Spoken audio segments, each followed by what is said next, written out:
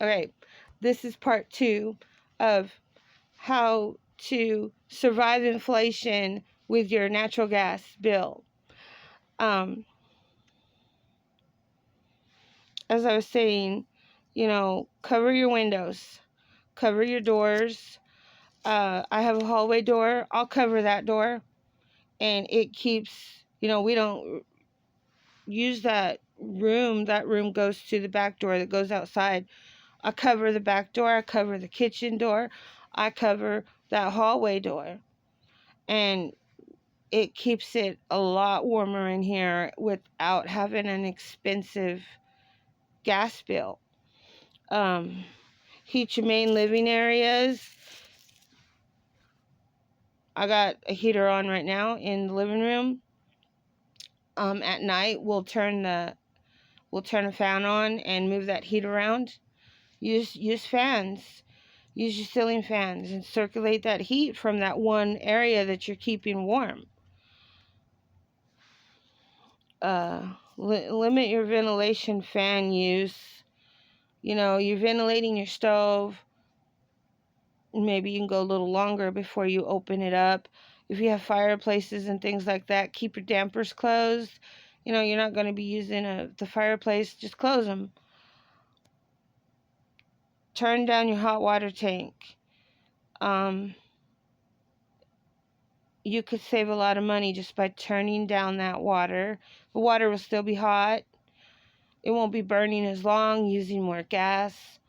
Insulate your hot water pipes. Get a hot water tank blanket. Insulate your hot water tank. That way the hot water stays hot longer without having to fire up the burner. Cook smart. Cook smart. I make, when the kids were growing up, I cooked a lot. I baked a lot. You make homemade biscuits. Well, you making baked potatoes too. Put the homemade biscuits on one side and the baked potatoes on the other side. What I found is if it has the same temperature for the items you're cooking, you can open that door at 10 minutes, 12 minutes. When them biscuits are done, pull out the biscuits and keep cooking the baked potatoes. Keep cooking the meatloaf. Keep cooking I had a pan of meatloaf, I had a pan of potatoes, and I had a pan of biscuits. Use all your racks. I got 2 racks in mine. So I just stuffed that oven. And, the more pans you put in there, you have to add a couple more minutes on the cook time because that heat is being absorbed by each pan that you put in there. Like on the holidays, I'd put 2-3 pies in there at the same time. I would put 4 or 5 cupcake trays. The schools always, hey, bring some cupcakes, bring this, bring that, cookies, whatever. I just loaded up, and we all know how to bake. We all know how to test it to make sure it's cooked all the way. And even if, you have to add an extra couple of minutes, you only have it on for, that amount of time. It takes about, 35-45 minutes to cook a good-sized meatloaf. Well, you only have the oven on for about 35-45 minutes because you've already cooked the biscuits and you've already cooked the baked potatoes. So all you have to do is finish cooking the meatloaf. So in that short amount of time, everything's done together. And you don't have to run the oven for all that extra time for each item. So just stack it, Cakes, I put 4 or 5 cakes in there and cooked them, and they came out real good. I just had to add an extra 5 minutes. That was it. So do those types of things.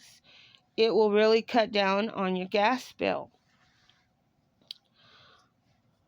Do 1 skillet meals. We eat a lot of tacos. We eat a lot of burritos. We do a lot of 1 skillet meals, so that you're only using 1 burner. And you're not using all 4 burners at the same time. And it's just 1 skillet. You cook your meat and you add your vegetables, and then you cook it a little longer. You add a can of beans, and then you add your cheese, and then you're done, and then you just put it in a burrito, and there you go. Or you can make some toast, put it on a toast, put it on homemade biscuits, whatever. And there you go. It's all in one skillet. You see, make energy efficient upgrades.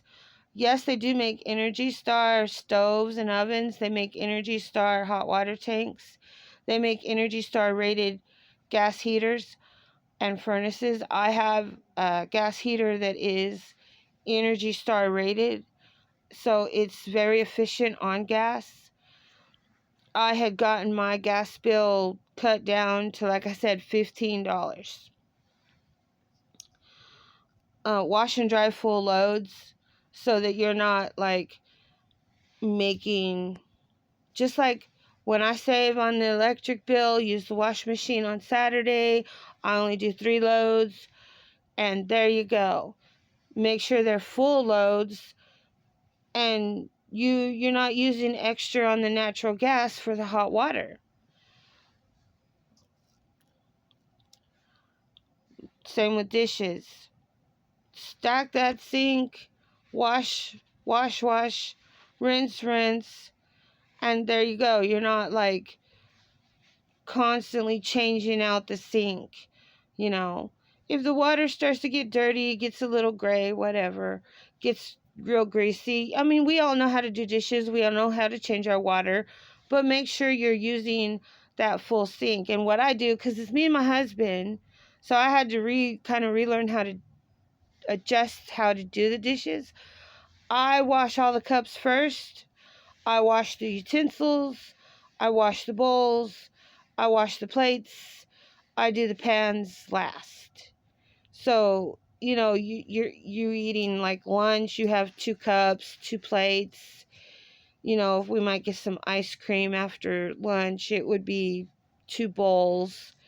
And then whatever we did burritos, so it's only 1 skillet. So I can take one sink of hot water and 1 sink of water to rinse it in that's hot, and wash the cups, wash the utensils, the plates, the bowls, and that 1 skillet, and I'm done. So if you organize it that way, from cleanest to dirtiest, your water stays good, and you're not getting like grease and stuff on your cups and your forks and everything. So I'm just trying to help some people. This is how I do things. Maybe it'll help somebody. Just like taking a bath in the bathtub. Fill it halfway up. Fill it until it like comes to your belly button. Not only are you saving on the water, you're saving on your natural gas because you're not using a whole lot of hot water. When my husband shaves, turn that water off. Get the razor wet. He has like a little cup that he shakes it off into, and there you go. Cup of hot water, shake it off in there and shave some more. And he's not running that water. See? So it's not using the water, it's not using the natural gas for the hot water. So just tweak what you're doing, and it'll help you save on your gas bill.